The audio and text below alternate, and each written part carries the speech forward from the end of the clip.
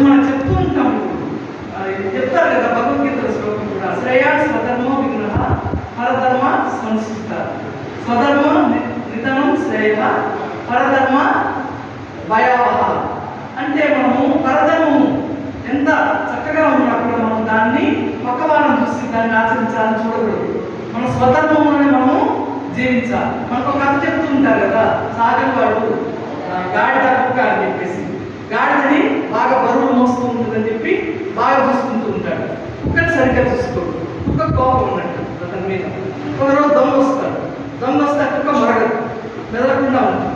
ఈ గాడి అనేది యజమానికి నష్టం జరుగుతుందని చెప్పేసి అది ఓటర్ పెట్టి మొరుగుతుంది. మరింత దొంగ వెళ్ళిపోతాడు, కానీ ఈ యజమాని లేసి నాకు నిద్రాభంగం అయిందని చెప్పేసి గాడిదని కొడతాడు. అంటే ఎవరు చేయాల్సిన పని వాళ్ళే చేయాలి, తనను మారిన ధర్మము పనికిరాదు. అంటే స్వధర్మాన్ని మనం ఆచరించాలి, కానీ మన యొక్క ఆత్మధర్మం స్వధర్మాన్ని మనము ఆచరించాలి.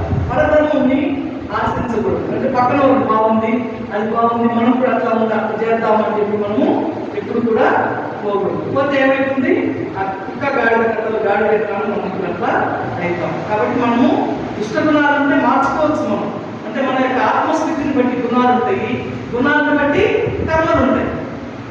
అంటే మనము కర్మలు చేసే అధికారం మనకు లేదని చెప్పినా కూడా మన చేతిలోనే ఉంటుంది.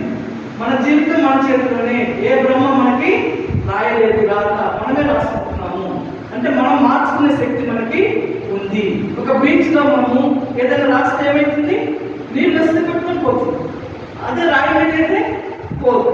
కాబట్టి మన గుణాలు ఏవైతే ఉన్నాయో మనం చెక్ చేసుకుంటూ రోజు, అంటే మనం చెప్తూ ఉంటారు, ఇతరులు నీ పట్ల ప్రవర్తిస్తే నువ్వు ఎంతైతే బాధపడతావో ఇతరుల పట్ల నీ పట్ల ప్రవర్తించకూడదు అని చెప్తారు.